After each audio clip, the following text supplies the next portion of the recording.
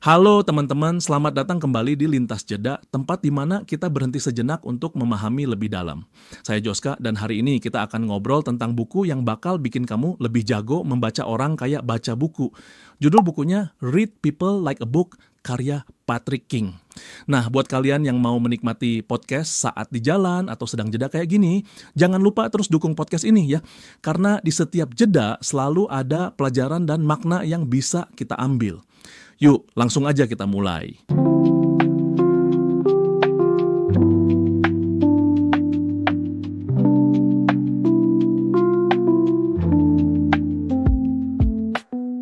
Teman-teman, pernah nggak sih kamu merasa kesulitan buat ngerti apa yang orang lain pikirkan atau rasakan? Atau mungkin kamu pengen bisa lebih jago membaca bahasa tubuh dan ekspresi wajah orang? Nah, di buku Read People Like a Book, Patrick King ngasih kita tips dan trik buat memahami orang dengan lebih baik mulai dari bahasa tubuh, nada suara, sampai ekspresi wajah. Pertama, King ngajak kita buat lebih peka sama bahasa tubuh. Bahasa tubuh itu bisa ngasih banyak informasi tentang apa yang orang lain rasakan atau pikirkan.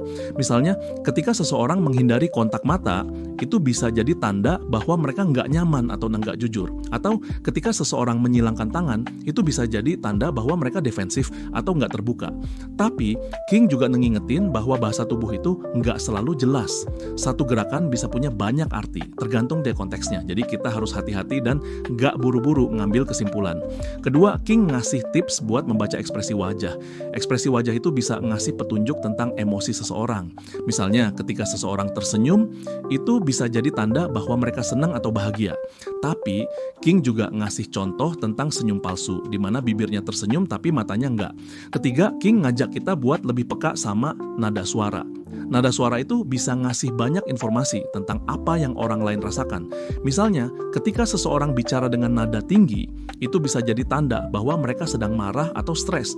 Atau ketika seseorang bicara dengan nada rendah, itu bisa jadi tanda bahwa mereka sedang sedih atau kecewa. Keempat, King ngasih tips buat membaca pola pikir orang. Ini termasuk memahami bagaimana orang mengambil keputusan, apa yang mereka nilai penting, dan bagaimana mereka merespons situasi tertentu. Misalnya, ketika seseorang lebih suka ngambil risiko, itu bisa jadi tanda bahwa mereka lebih fokus pada peluang daripada ancaman. Kelima, King ngajak kita buat lebih peka sama konteks. Konteks itu penting banget buat memahami orang. Misalnya, ketika seseorang terlihat marah, itu bisa jadi karena mereka sedang stres di kerja, bukan karena mereka nggak suka sama kita. Terakhir, King ngasih tips buat ngembangin empati. Empati itu adalah kemampuan buat memahami dan merasakan apa yang orang lain rasakan. Dengan empati, kita bisa lebih mudah membaca orang dan ngebangun hubungan yang lebih baik. Nah, teman-teman, itu dia pembahasan kita kali ini tentang Read People Like a Book. Semoga insight-nya bisa bikin kamu lebih jago membaca orang dan ngebangun hubungan yang lebih baik.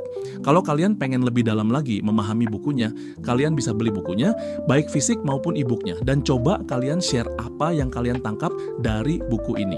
Kalau kamu merasa terinspirasi sama pembahasan kita hari ini, jangan lupa untuk subscribe, kasih rating, dan share ke teman-temanmu.